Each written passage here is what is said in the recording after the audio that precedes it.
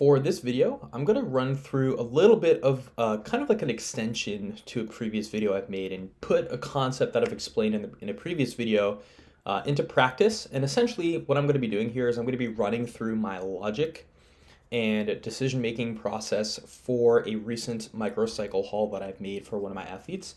And the video that I'm going to be referring back to is one of the topics where I discussed the fact that a primary day coming in weaker relative to a different day does not necessarily mean we need to make that other day the primary day.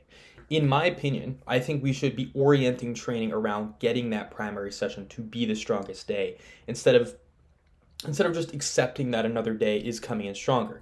I think there are going to be times like, for example, say someone's primary bench is on Saturday, but consistently like a Tuesday or a Wednesday is coming in stronger every single week. I think there are times that it can be important to capitalize on that and actually take advantage of that stronger session and end up making that the primary day, whether that be putting a single on that day or having that day be the higher intensity, higher specificity one, whatever you define a primary session as. But in my opinion, I think it's more worthwhile to locate the primary session on the day that works the best from a peaking perspective and is also a session that someone can get a consistently hard session in that matches their life schedule. And then instead of just relocating it, orienting the rest of the training week around that session coming in strong. So here's a recent example of a microcycle shift that I've made a few months ago that is going super well. It's with my athlete, Sophia Fortin. And the big theme here was her squat. So Sophia squats 3 times a week. This is her previous layout right here that we switched up starting in June. So this is essentially what her layout was before versus now. You can see things are a little bit different, at least in terms of writing here, but the structure itself and what she's doing on each of those days is much different now. But what the goal of this microcycle shift was to get Saturday being her strongest squat day every single week, whereas before it was Monday rather, where this secondary squat session was located right here, okay? And what I also think is interesting that I'm going to be mentioning in this video is there's not only squat to consider when you are shifting something around in order to get a primary session to be the strongest. I think bench kind of lives in its own world, but when you're trying to really fine-tune the location of a certain session and fine-tune how strong certain sessions come in throughout the week on squat and deadlift, you have to consider both of them. And I think, again, what's going to be interesting to pinpoint here is how we've also relocated deadlifts relative to squats. So like I said, this was Sophia's old microcycle design. She was coming in consistently strongest on Monday. Her tertiary squat was on Thursday. That was really, really easy. At the time, it was just some like lighter high bar sets. And then Saturday was still a strong day, but I could tell by the way she was moving and just comparatively how bar speed was looking on either session from Monday to Saturday, including her feedback as well into all of this, that it was not as confident looking and powerful looking and just objectively as strong as that Monday session. So there would be a few days throughout the block on this Saturday where like she would have this slowdown as she approaches the hole and didn't have like this confident, consistent descent speed and descent control approaching the hole, kind of like that springy feeling that we're sort of kind of looking for out of the hole on squat, where she would just look timid approaching the hole on this Saturday. And again, just comparing numbers, it just was not as strong. So what she used to do on this Monday was essentially just like a top set of 3 to 5 paused, and then back off sets in the, again, 3 to 5-ish rep range. So she would do total of 5 sets on this day, but the big indicator set that I'm going to be focusing on here was that top set of 3 to 5 paused. Her tertiary squat on this session was just some high bar stuff, really, really easy for the most part, like sub 200 pounds, and she squats 420 pounds. And then Saturday was that primary session, so we would typically run a single on this day, and we would run that year round. Sometimes we would undulate some rep schemes and stuff like that, but this would just be a single, and then we would typically do like a top set of 3 to 4 after, and then a 3x6.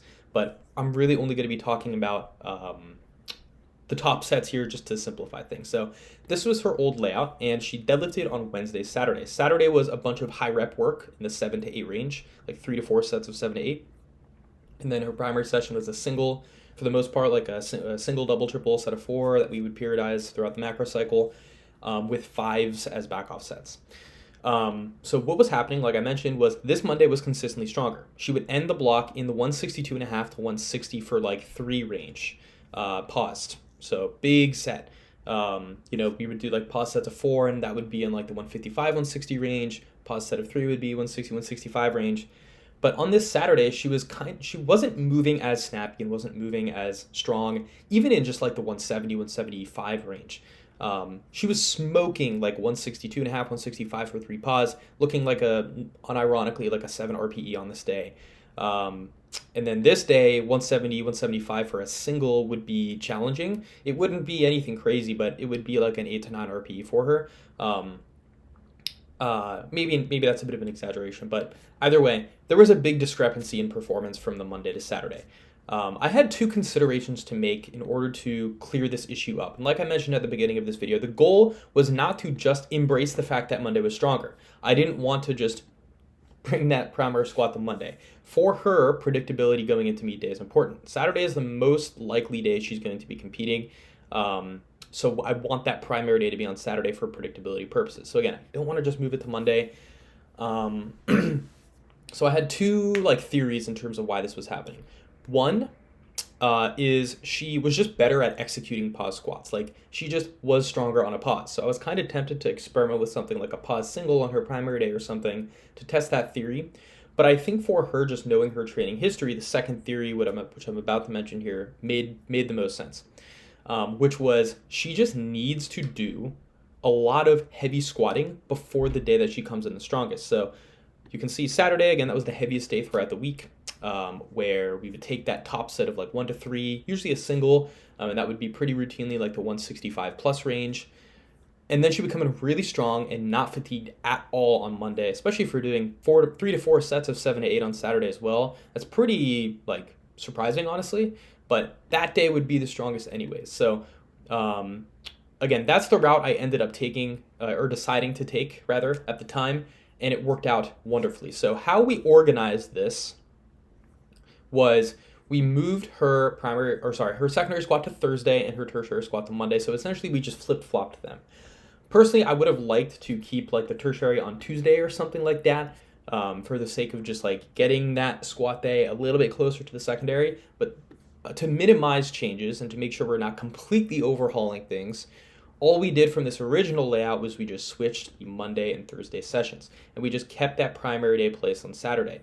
And what this did was it allowed Thursday to be way heavier, essentially just taking something that on paper a coach probably would not expect to give an athlete 2 days before a primary squat session. So now she's ending on that 160 to 165 for 3 pause mark every single block, and it's a hard set. Like it's, again, like a honest 7.5 RPE, but it does super well for her, and that's just what we have found is needed coming into her primary day. Give it 2 to 3 weeks into doing this, and that primary day was immediately stronger and noticeably more confident on that descent. Again, that was kind of one of the buckets we were trying to fill here, is giving her a more confident and poppy descent where she wasn't looking timid and awkward. But what did we have to do as a result of changing this squat layout? Because we ended up, finding out that was the move, right? Out of the 2 theories I had, theory B was the one that worked the best and yielded the most prominent results. So we stuck with that, but we couldn't just keep deadlift on Wednesday and Saturday, in my opinion. So we had to shift some stuff around. I didn't want her to be taking a primary deadlift on Wednesday, 3 days before her primary squat, if I could help it. And I also didn't want her secondary deadlift to stay on Saturday, because this right here is what that layout would look like, right? She would be training 6 days a week, and she would not have ample room between this primary deadlift and this primary squat that I personally would want her to have, knowing some fatigue trends we see between the 2 lifts historically. For context, what we would typically do from a pacing perspective for Sophia was we would take her heaviest deadlift on a week 3 out of 4 per block, and take her heaviest squat on a week 4 out of 4, just because we've seen some kind of like fatigue overlap before, from either a heavy squat going to the heavy deadlift or a heavy deadlift going to a heavy squat, but we wouldn't really see intra-lift fatigue. Clearly, like you can see, this Thursday going into the Saturday, this Thursday needs to be quite heavy. Same thing with deadlift. Like, we need to do a lot of deadlifting to keep deadlift strong, but there is some interference between the two occasionally. But we ended up, making sure that the difference in the week 3 to 4 pacing was kept in mind. Another reason I didn't want to just keep the deadlift days here was she would be taking her primary deadlift the day before a secondary squat. And we ideally wanted that secondary squat session to come in strong enough for her to be touching like that 160, 165 range for like 3 to 4 reps paused 2 days before her primary day, and ideally just get that day feeling pretty decent. But again, the big reason was I didn't want her training 6 days a week, essentially. So what we ended up going with, let me hit Command Z so I don't lose track. What we ended up going with was moving that primary deadlift session to Monday and the secondary deadlift session to Thursday. And you can see there's a similarity here that we had before. There's a 2 rest day, sorry, let me use relative to the primary day. There's a 3 rest day gap between the secondary day and the primary day. So she would do the secondary deadlift on Saturday, rest, rest, rest, and then hit the primary deadlift on Wednesday. And now things are exactly the same. So she would hit the secondary deadlift on Thursday, rest, rest, rest, and then she would hit the primary deadlift on Monday. The primary deadlift is super far away from the primary squat, so there wouldn't be a lot of overlap there. And she is training 5 days a week. And this also works out quite nicely as well because she's taking a really, really easy squat session on Monday. We did touch up this tertiary squat a bit to give her a little bit more heavier low bar practice on this day, but that's kind of besides the point of this video, so I won't go into that too in depth at all. But yeah, Monday was just that easier squat day, really easy bench, and then she has a primary deadlift here. So it's not like she's taking a primary SBD or anything on this day, which is something I personally like to avoid. So yeah, it overall just worked out really nicely. But again, what I'm trying to highlight here is there's 2 themes that I'm trying to highlight here, right? One is try to make the primary day strong on the day you want it to be strong versus just accepting that a day that you don't want it to be strong is the strongest. And the second thing is when you adjust a microcycle layout on squat or deadlift or just overall, you have to consider both lifts working together. Because some lifters can really deal with a lot of just general overlap in the grand scheme of things, but it also is a scheduling issue. Like I said, if we just kept both those deadlift days here on Wednesday and Saturday, she would be training 6 days a week, which I really, really wanted to avoid for her.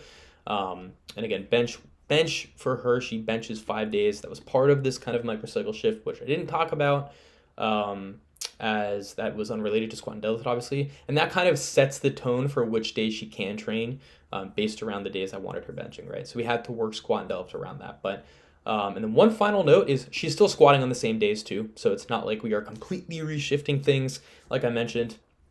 I did have like a little bit of an inkling that this tertiary squat would be better placed on Tuesday, but for the sake of not changing so much that we're losing control and losing touch with what we're changing, and we are just struggling to keep track of the changes and the effects that those changes actually elicit, I kept it as a Monday, Thursday, Saturday layout. So yeah, pretty simple video this time. I just wanted to run over a couple of these, nuances behind her recent microcycle shift, especially on squat and deadlift, and getting a certain squat day to come in strong while we have, pinpointed some real good trends in her squat training and fatigue sensitivity and intensity sensitivity in a good way over time to actually come up with this outcome.